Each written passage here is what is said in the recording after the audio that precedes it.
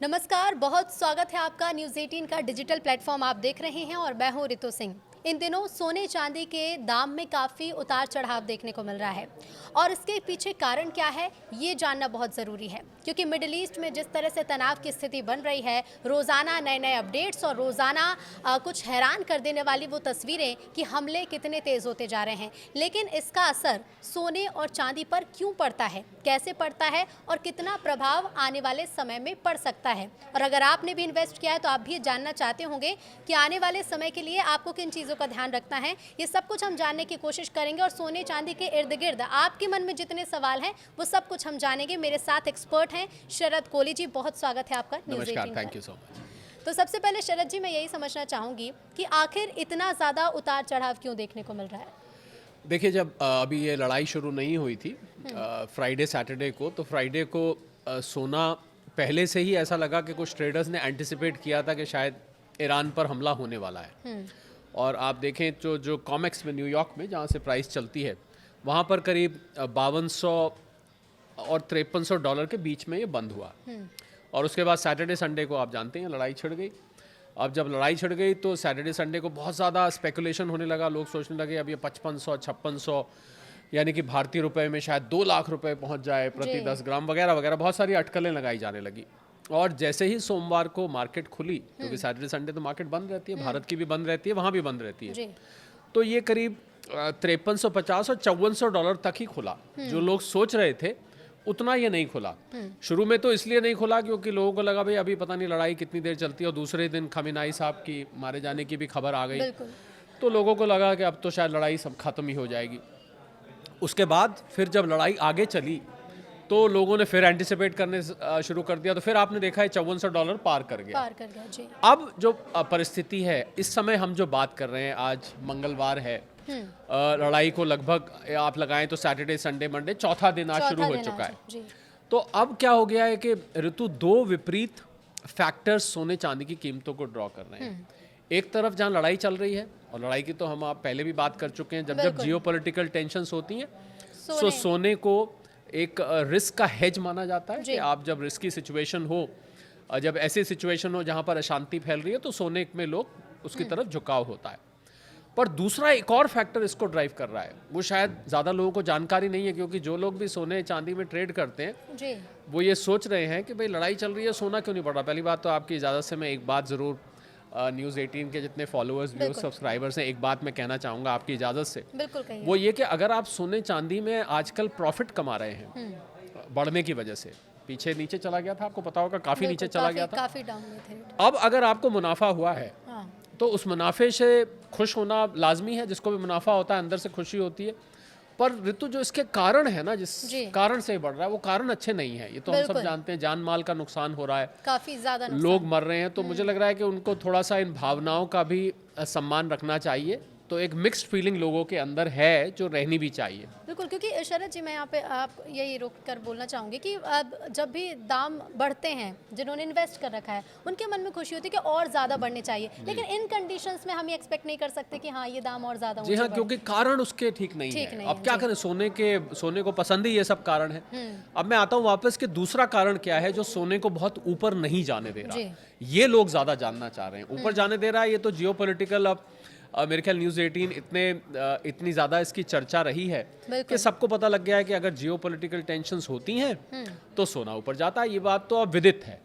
पर क्या चीज़ है जो नहीं जाने दे रही, वो ये है कि क्रूड ऑयल की जो कीमतें हैं वो $77-78 पहुंच गई हैं। और स्टेट ऑफ हॉर्मुज, जो ईरान ओमान के बीच में जो रास्ता है गल्फ ऑफ ओमान में, वो रास्ता बंद होने की कगार पर आ गया है, जहां से सारे ऑयल के टैंकर्स गुजरते हैं। तो ऐसा अनुमान लगाया जा रहा है कि क्रूड ऑयल की कीमत, अगर ये लड़ाई लंबी चलती रही, और अभी आज ही सुबह खबर आई कि एक टैंकर पे अटैक भी किया गया है, तो अगर ये लड़ाई चलती रही तो क्रूड ऑयल की शॉर्टेज होने लगेगी। या तो शॉर्टेज होने लगेगी या उसकी कॉस्ट बढ़नी शुरू हो जाएगी, क्योंकि फिर उनको लंबा रास्ता लेना पड़ेगा। तो अगर लंबा रास्ता लेना पड़ता है तो फिर उसकी ट्रांसपोर्टेशन कॉस्ट बढ़ जाती है, इंश्योरेंस कॉस्ट भी बढ़ गई है, शिपिंग कॉस्ट जिसको हम बोलते हैं वो भी बढ़ गई है।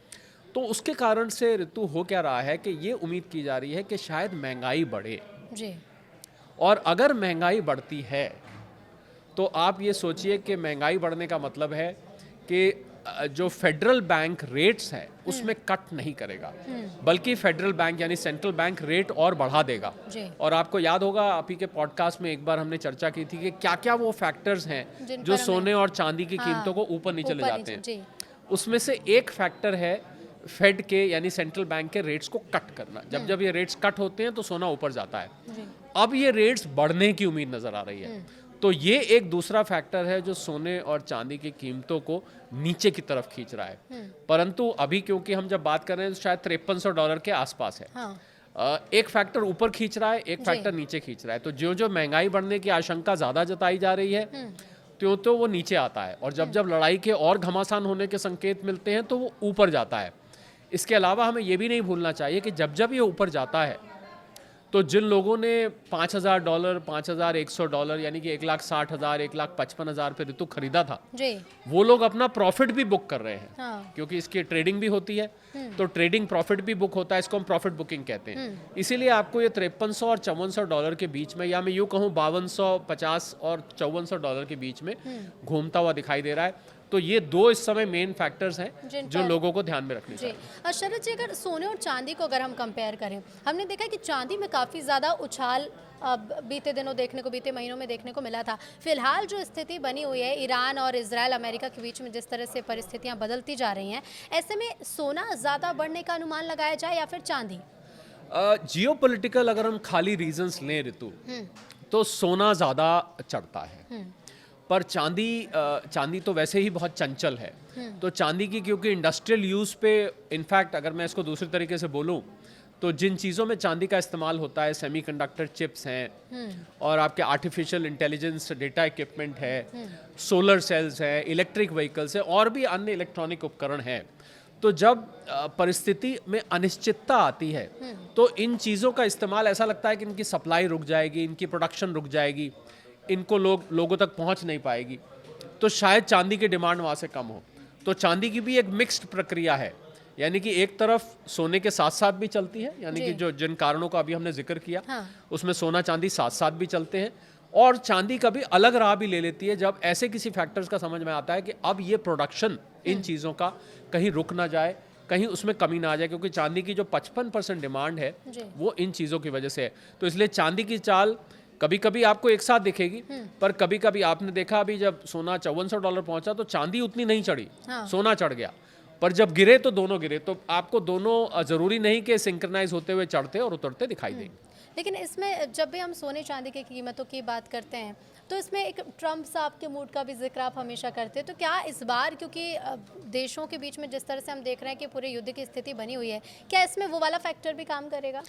बिल्कुल, देखिए जियोपॉलिटिकल जो इस समय परिस्थिति है, तो हम ये तो कह ही नहीं सकते कि ट्रम्प साहब का उसमें कोई रोल नहीं है। आई मीन जो कुछ हो रहा है ईरान में, जो हो रहा है, ट्रम्प साहब की एक जिद है जो कि करा रही है, इजराइल को के कंधे पे रख के वो बंदूक चला रहे हैं। तो हम सब जानते हैं कि इजराइल तो आगे प्रॉक्सी है, बेसिकली तो पीछे अमेरिका का जो एजेंडा है वही चल रहा है। तो और जैसा जैसा अमेरिका कह रहा है इजराइल वैसे ही कर रहा है। अगर हमले इजराइल कर रहा है तो अमेरिका के बेहस्त पे कर रहा है। ये ठीक है, इजराइल की कुछ अपनी भी उस देश की अपनी भी कुछ स्कोर्स टू सेटल, जिसको अंग्रेजी में बोलते हैं, वो है ईरान के साथ।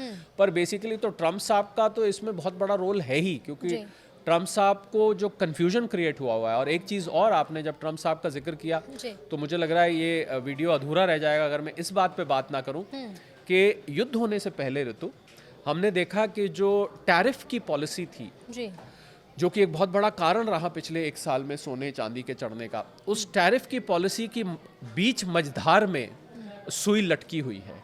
क्योंकि जब सुप्रीम कोर्ट ने टैरिफ को खारिज कर दिया, अमेरिकी सुप्रीम कोर्ट ने, तो उस समय उन्होंने एक सेक्शन 122 का हवाला देते हुए पहले 10% टैरिफ लगाया, उसके बाद उसी रात को उसको 15% कर दिया।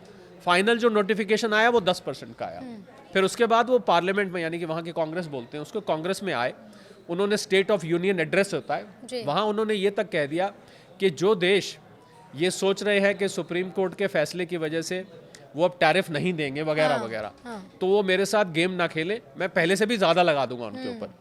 तो वो सेक्शन 232, ये मैं यूएस ट्रेड एक्ट 1974 के सेक्शन बोल रहा हूँ, सेक्शन 232, सेक्शन 301, सेक्शन 338, इन सेक्शंस का हवाला लेके वो और टैरिफ लगाने ही वाले थे कि इस बीच ईरान का युद्ध घोषित हो गया जी। तो हमें ये नहीं भूलना चाहिए कि अभी सबका ध्यान, आप देखिए ऋतु, इसमें ये बात है कि ये ध्यान जानबूझ के बटाया गया है ईरान की तरफ, क्योंकि वहाँ कुछ एप्स्टीन फाइल्स का भी आप जानते हैं कि चक्कर चल रहा था, जिसमें बहुत सारे वहाँ के जाने माने लोगों के नाम थे।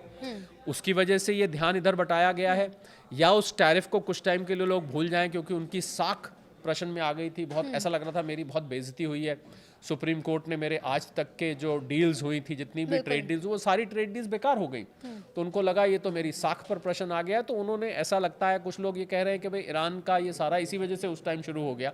तो अभी वो टैरिफ का जो पूरा का पूरा मामला है, गेम है, वो अभी समाप्त नहीं हुआ है। ये भी हमें ध्यान में रखना चाहिए। तो ट्रम्प साहब का वो जो फैक्टर है वो अभी पूरी तरह से अलाइव है। मुझे लग रहा है जैसे ही ये वॉर की जो सिचुएशन है ये थोड़ी सी साइडलाइन होगी, या यहाँ पर थोड़ी शांति आएगी, कब आएगी ये तो अभी समय बताएगा, तो अभी वो टैरिफ का वो भी है। तो कुल मिला के लब्बो लुबाब सारी बात का ये है ऋतु, कि सोना चांदी जब तक, जैसा मैंने पहले कहा था, मैं फिर दोहरा देता हूँ, जब तक ट्रम्प साहब 2028 तक बने हुए हैं अपनी गद्दी पर, तब तक सोना चांदी में कुछ ना कुछ ऐसी चीज़ सोने चांदी को हवा देने के लिए मिलती रहेगी आपको, जो सोना चांदी को ऊपर लेके जाएगी। बीच बीच में corrections, profit bookings, rate reversals आएंगे, पर लॉन्ग टर्म ट्रेंड इसका मुझे ऊपर को नज़र आता है। तो क्या माना जाए शरद जी, क्योंकि देखिए जैसे अभी हमने देखा कि पिछले कुछ दिनों पहले भी काफ़ी उछाल था, फिर रेट्स गिरे, लेकिन जैसा कि आप भी पहले कहते आए हैं कि रेट्स ऊपर नीचे होते हैं, लेकिन सोने की कीमतें एकदम डाउन नहीं हो सकती हैं। तो अभी जो इन्वेस्टर जिन्होंने पहले से इन्वेस्ट कर रखा है,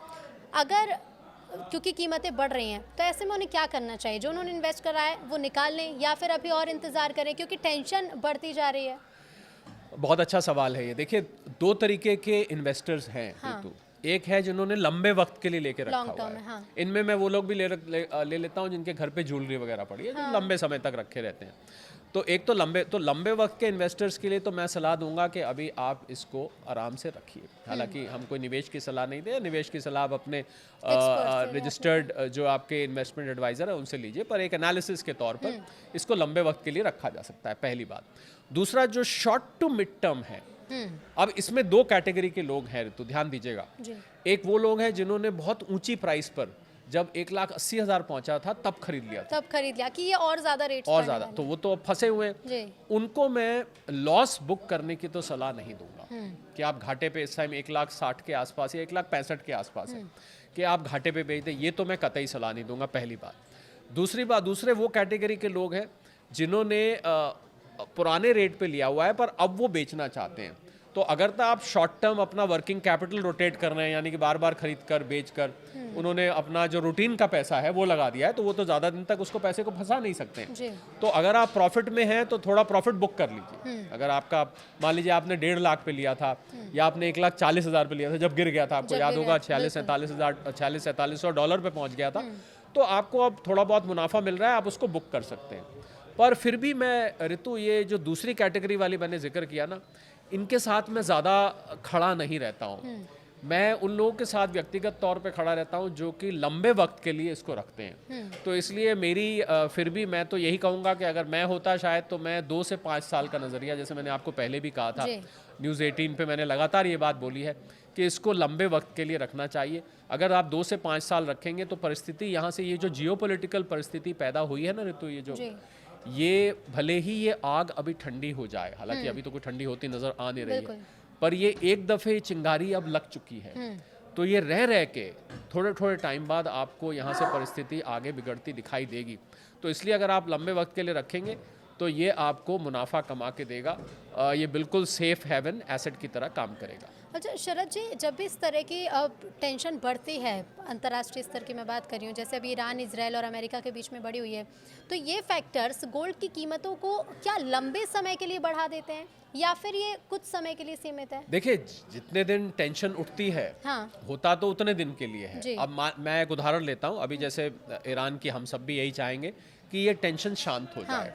तो कैसे, या तो ईरान हार जाए, या फिर ईरान सरेंडर कर दे, या फिर कोई मीडिएशन बीच में हो जाए, कुछ समझौता हो जाए। देखिए, युद्ध में कोई जीतता नहीं है, युद्ध में कोई नहीं जीतता है। युद्ध में सिर्फ और सिर्फ नुकसान होता है और कुछ इसके अलावा कुछ नहीं होता है, आर्थिक रूप से खास तौर पर। बिल्कुल। तो इस कारण से जो कीमतें बढ़ी हैं वो कीमतें तो शांत हो जाएंगी। वो कीमतों में प्रॉफिट बुकिंग आपको दिखाई देगी, परंतु जो लॉन्ग टर्म ट्रेंड जिसकी हम बात कर रहे हैं वो लॉन्ग टर्म ट्रेंड अभी भी बुलिश बना हुआ है। अगर ये कारण हट भी गया तो फिर जो टैरिफ वाला कारण है तो वो निकल के आ जाएगा, क्योंकि वो मैंने कहा ना आपको, उसको भूले हुए हैं अभी, वो भूले हुए हैं या उसकी तरफ से ध्यान नहीं है, फिर वो वापस इकोनॉमी। क्योंकि इसकी मैं वजह आपको बताऊं कि अमेरिकी अर्थव्यवस्था जो है ऋतु, अमेरिकी अर्थव्यवस्था की हालत इस समय बहुत अच्छी नहीं है। वहाँ पर कॉस्ट ऑफ लिविंग, अभी जब ये लड़ाई के ऊपर बयान आए वहाँ पर, तो रिपब्लिकन्स ने कुछ ने ये बयान किया कि अच्छा होता कि बजाय ईरान में जाके युद्ध करने के बजाय